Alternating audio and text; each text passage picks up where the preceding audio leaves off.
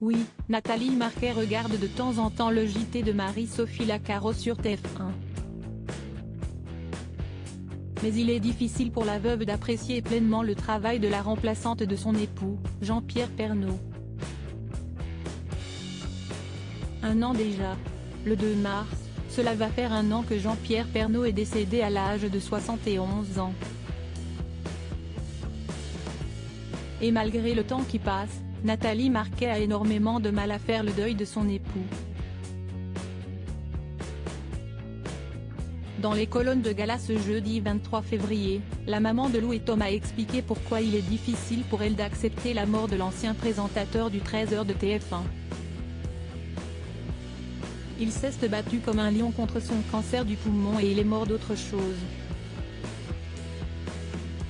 Quand il a été hospitalisé, il n'avait plus de traces de cancer, mais des problèmes de coagulation.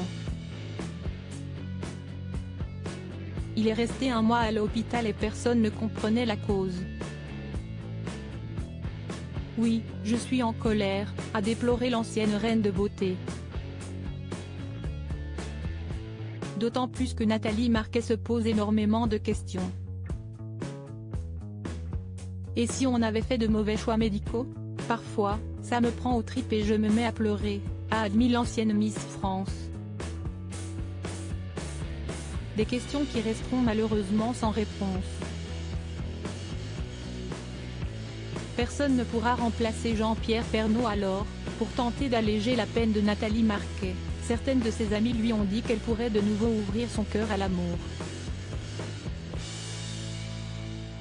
Mais elle n'est pas encore prête. Je l'ai trop dans la tête, j'aurais l'impression de le tromper. Pour l'instant, seul m'importent mes enfants, le travail et mes chiens. Mes amis me disent que je suis encore jeune et que si je rencontrais quelqu'un, si est-ce Jean-Pierre qui le mettrait sur ma roue. Disons que je ne suis pas prête à le remplacer, a confié la veuve de Jean-Pierre Pernaut. Difficile aussi pour elle de regarder le JT de 13h de TF1, auquel son mari a consacré plus de 30 ans de sa vie et qui est maintenant présenté par Marie-Sophie Lacaro. Ça m'arrive, de le regarder, mais j'ai une drôle de sensation.